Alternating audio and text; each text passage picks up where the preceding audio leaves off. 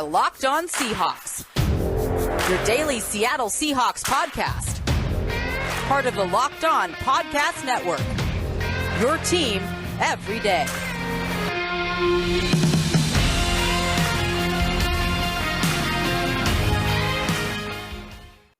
Greetings, 12. This is Corbin Smith, your host for Locked On Seahawks. Happy Blue Friday to all of our listeners. As always, we greatly appreciate you taking the time out of your day to listen to our show. Jam-packed episode coming your way. The preseason finale is less than 24 hours away as the Seahawks host the Chargers at Lumen Field. I'll be breaking down some key storylines to watch in that game, plus continuing our latest Bubble Watch installment, looking at 3 defensive position groups and some players that still have some work to do to make the 53-man roster going into next week's final cut-down day.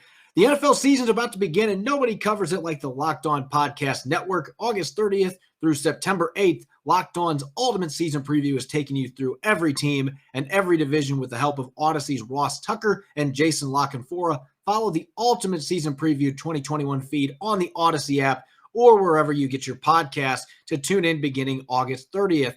Now for your lead story here on Locked On Seahawks. The hold-in is the newest, hottest strategy for players that want a new contract, and no team has been impacted more by this strategy than the Seahawks over the past month.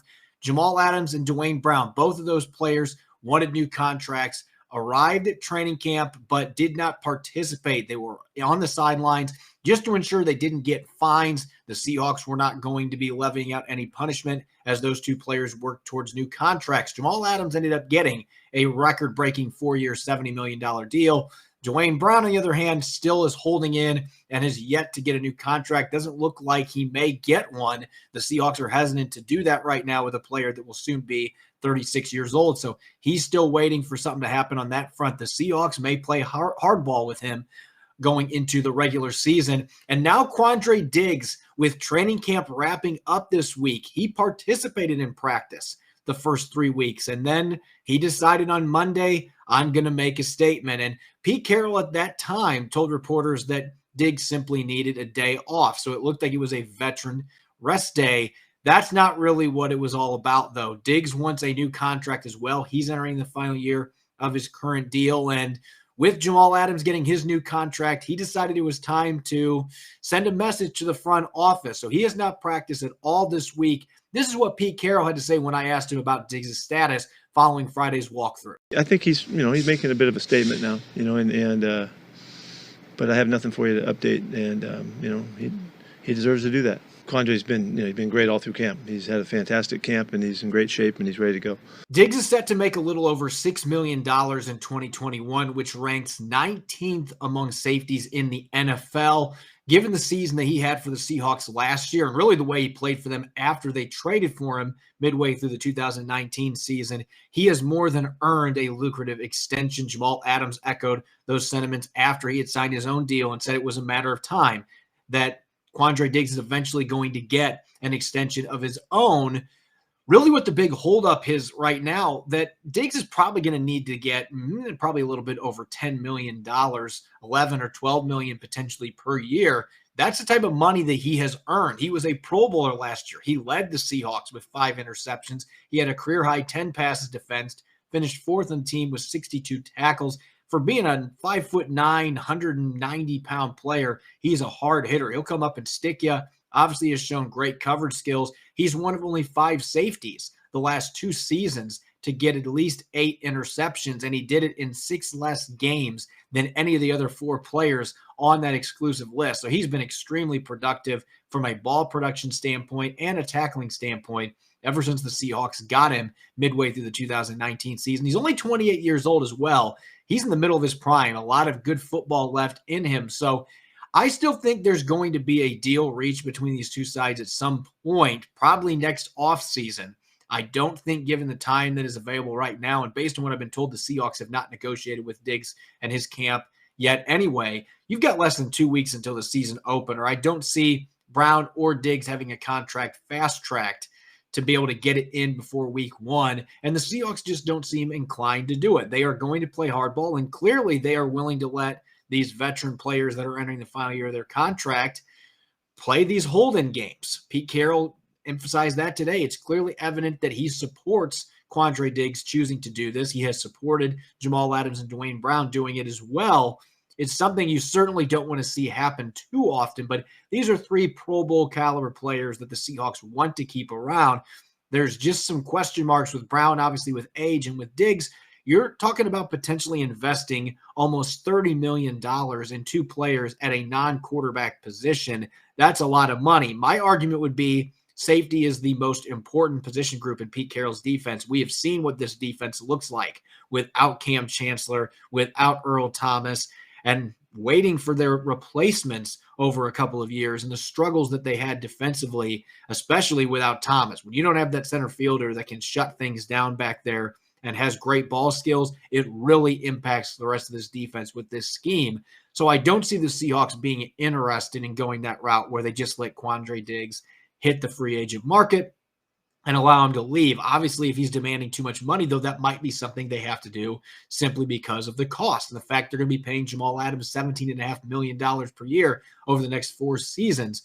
Diggs has certainly earned that lofty money with the way he's played. He's played at a Pro Bowl level the last couple of seasons, finally broke through last year and made the team. So we'll see what happens, but I don't anticipate Brown or Diggs missing the season opener because at that point, they won't be able to play this game anymore because the NFL's new CBA allowed for players when they showed up to not be fined at training camp practices. But you start skipping games, you're missing out on game checks. And Dwane Brown and Quandre Diggs are not going to miss out on those game checks. So while they're trying to make a statement right now, this is really the only way that they can do so.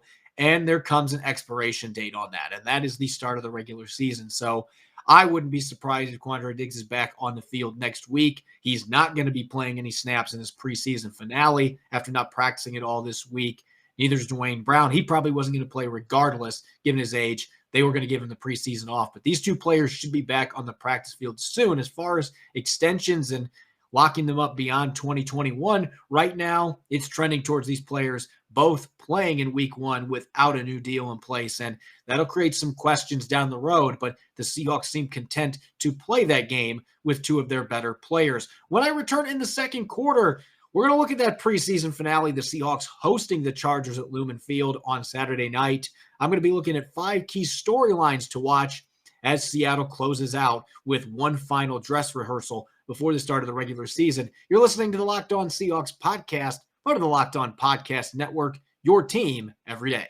Did you know that Built Bar has so many delicious flavors? There is something for everyone. When you talk to a Built Bar fan like myself, we're definitely passionate about our favorite flavors. And if you don't know some of the Built Bar flavors out there, well, you're missing out. Coconut, raspberry, double chocolate, one of my personal favorites, salted caramel, as well as cookies and cream.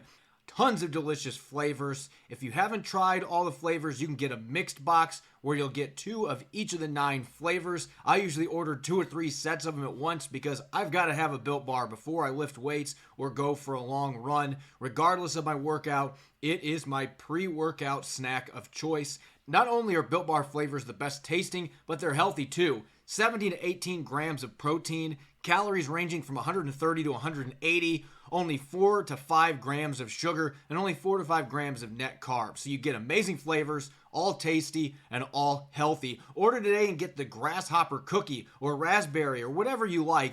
Go to Built.com and use promo code LOCKED15 and you'll get 15% off your order. Use promo code LOCKED15 to get 15% off your order at Built.com. Our episode today is supported by Alaska Airlines. Do you ever get the sudden urge to hop on a plane and head somewhere like Dubai, London, or Tokyo? I've always dreamed of going to London. There are so many attractions to see, including the Buckingham Palace, Big Ben, and St. Paul's Cathedral. The city is also full of historical landmarks such as the British Museum and Churchill's War Room. Being an avid fish and chips lover, I've always been eager to test out the food scene there as well. Now it's easier than ever to get there because Alaska Airlines has joined One World. One World is a global alliance that makes it easy for Alaska Mileage Plan members to earn and redeem miles worldwide. Go global with Alaska Airlines and One World. Learn more at alaskaair.com/oneworld. Welcome back to the Locked On Seahawks podcast. I'm your host, Corbin Smith. Thanks for tuning in to this Blue Friday episode. The Seahawks will be closing out the preseason. One last dress rehearsal before the real bullets start flying on September 12th in Indianapolis. They'll be facing another former AFC West foe in the Los Angeles Chargers. The Chargers have plenty of talent on both sides of the ball. I think they could be a sleeper to watch in the AFC, but they're taking a little different strategy than the Seahawks have in the preseason. The Seahawks have been one of the teams that have decided not to play very many starters. Last weekend, the Broncos were playing most of their starters on both sides of the ball. The Chargers look like they are going to take the opposite strategy in this final preseason game. Their starters have gotten a few reps in earlier games. It looks like they're going to be going with second and third string quarterbacks. Won't see Herbert on the field in this final preseason game. A number of their other starters are not going to be out there as well. The Seahawks have not played any starters to this point. Pete Carroll hinted after last weekend's game they were going to get their opportunity to play. So that's my first key storyline here. How much are we going to see the starters for the Seahawks, and which ones are going to play? As I mentioned the first quarter, we know one that will not be suiting up because he did not practice all week as part of his hold-in. Quandre Diggs isn't going to play in this game. Neither is Dwane Brown. Those two are expected. We don't know whether DK Metcalf or Tyler Lockett's going to play at all. We don't know if Russell Wilson's going to play. I expect that he will. They're going to want to get number 3 under center a little bit before the start of the season with this new offense coordinated by Shane Waldron. And I expect to see some starters along the offensive line as well. Now, how much they're going to play in this game, that may depend how they look when they first come out there. If the Seahawks go right down the field to score a touchdown, they might decide, all right, we're ready to go for week 1. Let's pull most of our starters and let's get the young guys in there and let's finish this up, get ready for week 1. If they go out and have a 3 and out or have a pretty sloppy first possession, Shane Waldron might not be content with exiting the evening with his starters after a performance like that and might decide we need another series or two. So that's anyone's guess. We have no idea how much the starters are going to play in this game. But if Russell Wilson and a number of the other starters in the Seahawks offense do play, I'm still expecting a pretty vanilla game plan. It is the preseason after all. We might see some tempo. They've incorporated that with their backups in the first 2 preseason games, especially last weekend against the Broncos. Might do that to get Russell Wilson rolling. It's something they're planning to do throughout the regular season. But as far as schematics go, again, I'm expecting it to be pretty vanilla. Don't look for a lot of jet motion, a lot of motion in general. Not going to be seeing all the rollouts. There are going to be things that are held back for the regular season that the Seahawks don't want to see on film. So I'm still anticipating in that sense, this is going to be like any other preseason game before. The Seahawks are going to be pretty guarded about what they show their upcoming opponent, the Indianapolis Colts. And so we'll see how much the starters actually play, but I'm anticipating a couple series at most. I don't think this is going to be one of those preseason games where the starters play to the end of the first half. I would be surprised if they play that much given the way the Seahawks have handled the preseason in general. Looking at specific position groups, I want to emphasize how important this game is for Rashad Penny and Alex Collins. I guess you can include Travis Homer, but I don't expect him to play. He just came off the PUP list. He's not ready to play in game action. But Collins and Penny, to me, this is an important preseason game for those two for slightly different reasons. I think that Alex Collins truly is on the roster bubble, and the biggest reason why, there's 2 reasons. One, DJ Dallas's emergence. He's going to be your third down running back right now. He has earned that job with how he's played in the preseason on offense, and he's also been outstanding on special teams. And Collins has had some ball security issues that have reemerged. That was a problem earlier in his career. He has put the ball in the ground at least 4 times in training camp practices. And so that's got to be concerning for the Seahawks. That's been the one flaw. Otherwise, he's had a pretty good training camp. But I think he needs to have a strong performance in this game, especially with Travis Homer now coming back. In order to win a roster spot, he's going to have to finish this preseason strong. As for Rashad Penny, I'm not prescribing to the idea that he doesn't have a roster spot. There are some people questioning whether he's going to be with the Seahawks a week from now. Maybe he's trade bait. I don't see that happening, but certainly he needs to do more with the opportunities that he has than what he did against the Broncos. Handful of carries, was not able to generate much on the ground, did not have blocking in front of him. It's worth noting there was nothing to work with, but still, former first-round pick that's had injury issues, This is his last season under his rookie contract. He's running out of chances to prove himself. And so I think it's going to be important for him to have a couple splashy plays in this game. I'm expecting he's going to get a lot of snaps. I expect he's going to be the starter. We shouldn't see Chris Carson this game. They're going to keep him in bubble wrap. But I want to see what those two running backs, as well as undrafted rookie Josh Johnson, look like. This will be a good platform for him as well to be observed by other teams and potentially be a practice squad player for the Seahawks. I don't see him making the roster with the other depth pieces the Seahawks have, but he could be part of their future if they are able to sneak him to the practice squad. Staying on offense, I also want to see what happens with the allocation of reps at the tackle positions, because we're not going to see Dwane Brown. I'd be surprised if Brandon Shell plays more than a couple of series in this game. He hasn't played at all in the first two preseason games, so maybe they'll give him a little bit longer run than that, but I don't expect to see him much.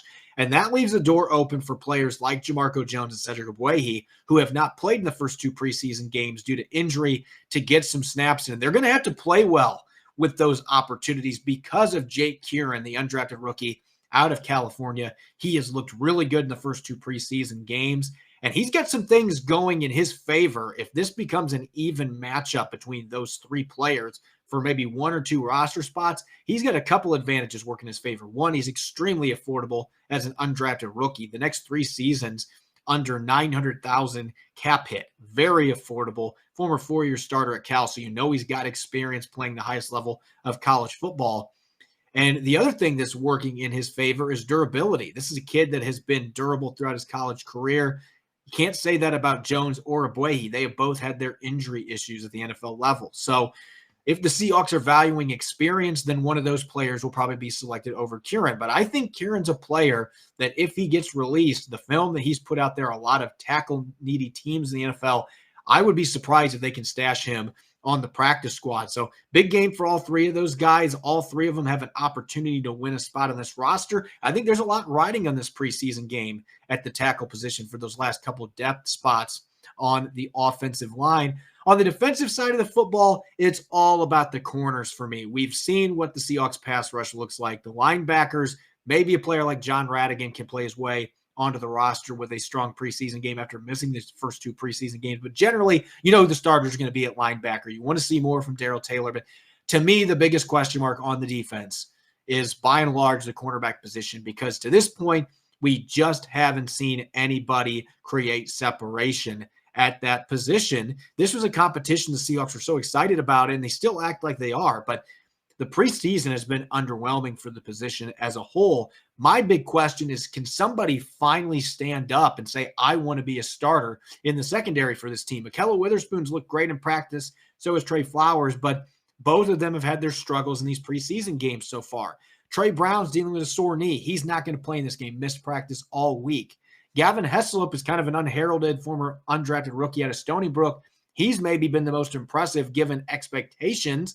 So this is going to be another opportunity for him to impress. Maybe he can make the football team as a reserve corner and special teams player. Demarius Randall's battled injuries. DJ Reed missed significant time, but he played really well last year. So you want to see how healthy he looks. Maybe he gets a few snaps there in the game field since he returned to practice this week. But nobody has really stood out during this training camp at that position, and you were hoping to see that by this point. They still haven't named starters, and I think part of it's been nobody's really jumped up and taken a starting job with how they played in camp and in the preseason games. This is that final tune-up where you'd like to see a few players emerge that position group, especially against a Chargers team that doesn't look like they're going to be playing very many starters. Can you get some quality play from a few of those corners and maybe get some answers to that position heading towards week 1? And the last big storyline for me going into this game, it is the final preseason game. The starters might play a little bit, but it's still going to be about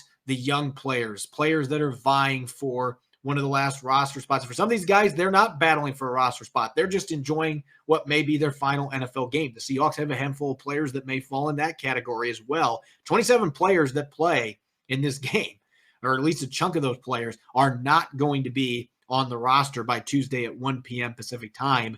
And so, again, there's going to be a lot riding in this game. There are going to be some guys that really don't have a chance to make the roster. So take advantage of that opportunity. My big question is, which undrafted rookie is going to explode? Because it feels like we've seen some decent performances. Jake Kieran, as I mentioned earlier, in my opinion, been the best undrafted rookie in these preseason games. He's looked good. He started a couple games at right tackle. Crosswell has made some nice plays as well. Maybe you'd like to see a little bit more out of him, given how splashy he's been during training camp, intercepting passes and such. Hasn't had any chances to do that yet in the preseason. But, other players like Johnson, who I mentioned, probably not making the roster given the depth at running back, but this is a great opportunity for him to have a big game, and maybe he can change the narrative at that running back position. Or a receiver like Cade Johnson that had 3 receptions last week, could have had more. The quarterback play was suspect. Maybe he gets a few snaps with the ones. Maybe he gets a chance to catch a pass from Russell Wilson, or Geno Smith gets to play more than a few snaps, and that would be an upgrade over who was thrown to him last week. So there are some players on this roster. Jared Hewitt on defense as well. He had his first career sack last week against the Broncos. A number of undrafted players that have shown brief flashes. You're wondering, will there be a guy from that group, though, that really has a breakout third preseason game and maybe gives himself a chance to be on this 53-man roster in week 1? As a result, I always love to see what those players do at the end of these games. That's what I enjoy most about the preseason, and that's going to hold true in this finale against the Chargers. When I come back in the third quarter, continuing our bubble watch yesterday, my colleague Nick Lee and I looked at 3 offensive position groups, players that were locks, players that should be in, and of course, players that have work to do. I'm going to do the same thing on the defensive side of the ball with 3 position groups. When I return, you're listening to the Locked On Seahawks podcast, part of the Locked On Podcast Network, your team every day. It's that time of year again, and all eyes are now turning to football as teams are back on the gridiron to start the NFL and college football season. As always, BetOnline is your number one spot for all the pro and college football action this season. Get all the updated odds, props, contests, including online's biggest $500,000 NFL mega contest and the world's largest $200,000 NFL Survivor contest open now at BetOnline. Head to the website or use your mobile device to sign up today to receive your 100% welcome bonus. Be sure to take advantage of their opening day super promo. Make a bet on Thursday, September 9th, the season opener between the Buccaneers and the Cowboys. And if you lose, your wager will be refunded up to $25 for new customers only when signing up and using the promo code NFL100. BetOnline is the fastest and easiest way to bet all your favorite sports, from football, basketball, boxing, right to your favorite Vegas casino games. Don't wait. Take advantage of all the great offers available for the 2021 season. BetOnline, your online sportsbook experts. Welcome back to the Locked On Seahawks podcast. I'm your host, Corbin Smith. Happy Blue Friday to all of our listeners. Glad to have you tuning in to the show. The Seahawks are closing in on cutdown day. All 32 NFL teams by Tuesday at 1 p.m. Pacific Standard Time will have to have had their rosters trimmed from 80 players down to 53. There are a number of players that probably already are off the roster bubble, don't have a chance to make the team. And then there are your fringe players. There are a number of them on both sides of the ball that may very well be in the mix to make this football team. And this will be the last chance to prove to the coaching staff that they deserve a roster spot. Nick Lee and I looked on offense yesterday, a March Madness type feel with Bubble Watch, looking at players that were locks at each position group, players that should be on the team, and players that still have work to do. I'm going to continue that series today on defense, starting with the defensive tackle group. I think for the most part that this group has been figured out. As far as locks, we know Poona Ford is going to be one of the starters, and I believe Al Woods has won the other starting job. Has not missed a beat even after sitting out last year due to the COVID-19 pandemic. At 34, doesn't look like he's slowing down. He's had a great training camp. I expect he is going to be the starting nose tackle for the Seahawks. I have Brian Monet listed as should be in. I would be surprised if the Seahawks cut him. He's a player they really like. He can fill in as the nose tackle. Gave them a little bit more pass rushing contributions than I anticipated last year. So going into his third season, I still think he makes the team. He's been a bit underwhelming in the preseason contest, but I don't think he's played poorly enough to really put his roster spot in jeopardy. To me, that leaves one roster spot open, and I've got 3 players listed on work to do, most notably Robert Kim Dicey. I was very excited to see what he could do in these games, and unfortunately, he suffered a groin injury fairly early in training camp, and he missed a couple weeks. And even after returning last week, they did not give him any snaps against the Broncos in the second preseason game. He practiced most of this week, did not practice on Thursday, though, so we'll see what his status looks like. I think he needs to play well in this game to ensure that he is on the roster. The Seahawks obviously like him. And when he's playing at the top of his game, he's a former first-round pick that has incredible athletic gifts. He played really well during the start of training camp. He had a strong offseason program, but we haven't seen him playing a game. And this is a guy that has not played an NFL game since 2019 when he was with the Miami Dolphins. So it has been a while since he's played any game snaps. So I would really like to see him get on the field and see how he can perform against another team before jumping to putting him on the 53-man roster. I still think he's got to earn that spot. He would be the front runner of these three, but Jared Hewitt, I mentioned him second quarter, undrafted rookie out of Virginia Tech. He's got some serious pass rushing ability, but at 290 pounds, he's been overwhelmed to the run game. He's been beaten up in these first two preseason games, hasn't really held up well at the point of attack. That's not a strength for him. He's got to get stronger and develop in that area to be an NFL defensive tackle. So I think he's on the outside looking in right now. But if he's able to continue contributing as a pass rusher, that might change Seattle's tune a little bit. They might think that's a quality guy to develop behind Poona Ford. And then Miles Adams is kind of the dark sleeper here. I thought Cedric Lattimore going into camp was going to be the player to watch that might be able to threaten for a roster spot behind Poona Ford, and he ended up getting cut last week. And Miles Adams instead has stepped up his game. He's made some nice plays against the run in goal line situations these first two preseason games. A little undersized, under 290 pounds, but he's played tougher against the run than what Jared Hewitt has. And he's got a little bit more of a shorter, squattier build. So he does hold up better at the point of attack. So he might be a sleeper to watch. I still think he's probably on the outside looking in, but he might be the best competition for Robert Kim Dicey right now for that potential fourth defensive tackle position. The fact they're looking at Geno Atkins tells me that they would certainly like to upgrade that position. They might not like some of the options they have battling for roster spots right now, or just the fact Kim Dicey has not been available. That is something to monitor going into this football game. Going back to the secondary, the cornerback group, as I mentioned in the second quarter, this is a group that really hasn't had anybody stand out. It really looks like they want to start in the secondary. A lot of inconsistency from players like Ahkello Witherspoon and Trey Flowers. But I think both of those players are locks at this point, just based on the depth chart. Witherspoon, I also think the fact that they paid him $4 million this year, I think the Seahawks believe that he can give them solid production on the outside. He's got that 6'3", long-armed build they've typically looked for. So I think he's still the front runner to start on the left side. I think Trey Flowers, just the fact that he has started this system for the last 3 years, he has that familiarity. He's another long, big-bodied corner. And the fact that when he's been good, he's been really solid. He's just been inconsistent, can play special teams. I think both those players are on the team, and I think DJ Reed's a lock as well. He looks healthy, returning to practice. He played really well the first couple weeks of training camp before injuring his groin. I'm expecting him to pick up where he left off last year. I think he's Seattle's best outside corner right now. So he's got that right cornerback spot locked up, in my opinion, with Trey Flowers being the backup behind him. As far as work left to do, I think you could include every other corner that's battling for a roster spot. Trey Brown, I would say, should be in, but we don't know his knee situation. He missed all week with a sore knee.